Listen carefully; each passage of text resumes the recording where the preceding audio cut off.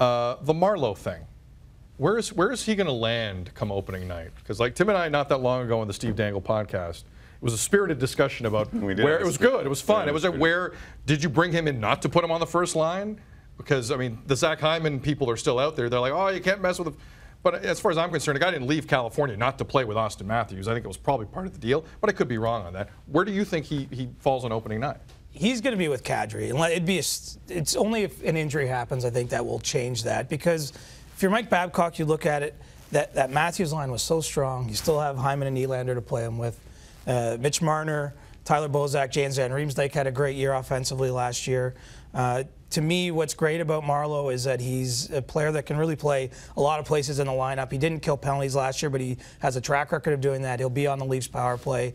And the Kadri line, in some ways, that was their shutdown line last year. That was, I mean, we kind of move away from what we think of as a first line, but in some ways, that was their first line. Do you not think, though, with Marleau on that line, it would be a stronger line? Like, I understand that was a good line for the Leafs. You're right. Could it not get better? Can it not get more off it? The Matthews line? Pardon me. With Marleau and Matthews together, could that not be a better line for the Leafs?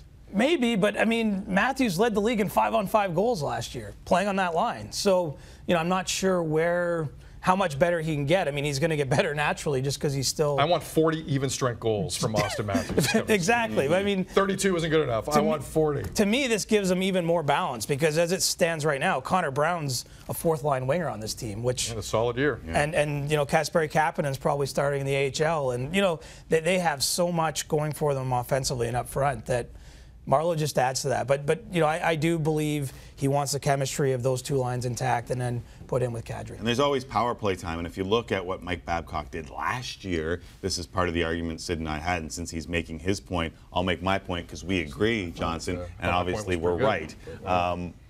He spread it out among the top. I mean, what was the difference between 1 and 9 in ice time last year? It was less than a minute and a half difference between 1 and 9. He's just going to roll 3 lines at you. And when you look at those top 3 lines, you look at those 4 lines, those 12 forwards, they're as good, if they continue to trend upward, they're as good as any in the league. Well, there's no one in the East that I'd say is deeper up front. I mean, Crosby, Malkin is at a higher end and certainly has done a lot more historically than what the Leafs have. But if they're rolling those lines and everyone's healthy and playing well, I mean, that's why Washington, a few overtime bounces go differently and they lose in the first round instead of the second round, to the Leafs. And that's powerful. I think having that depth is huge. And on the power play, Tim, he didn't roll Matthews out that much. I mean, Matthews, the flip side of 30 strength, 5-on-5 goals is that only 8 were scored on the power play. Yeah. So, and I use only 8, but Sidney Crosby, I think, had close to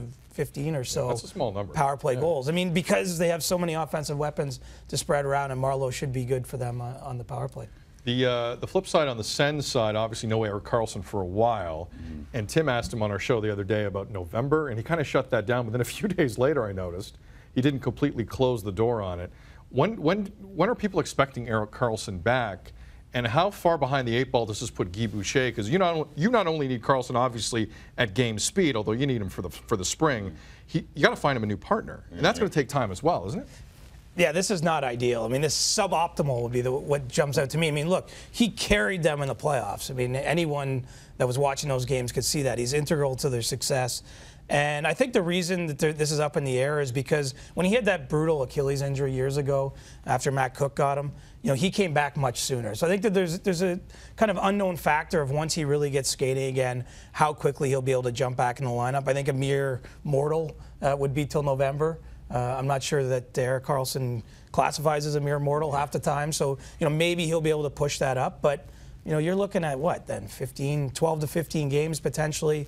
It looks like Fredrik Claesson might be a good bet. He actually showed pretty well, I thought, in the playoffs to become his new partner. I mean, they might be able to put Tim there.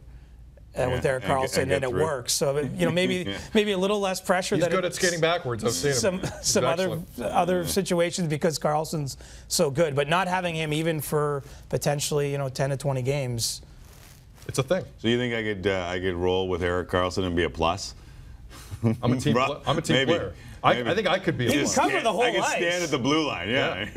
Just not go in. Is Thomas Chabot that good? Yes. I mean, he's good. He's opening night good, 20 minutes a night good? Well, I mean, there's almost no choice. I mean, with Karlsson out, I mean, the Sens to me already had some issues a little bit on the blue line, or not the depth you would want. You know, after losing Mathot in the offseason, and now with Karlsson out, I would be stunned if he didn't start there.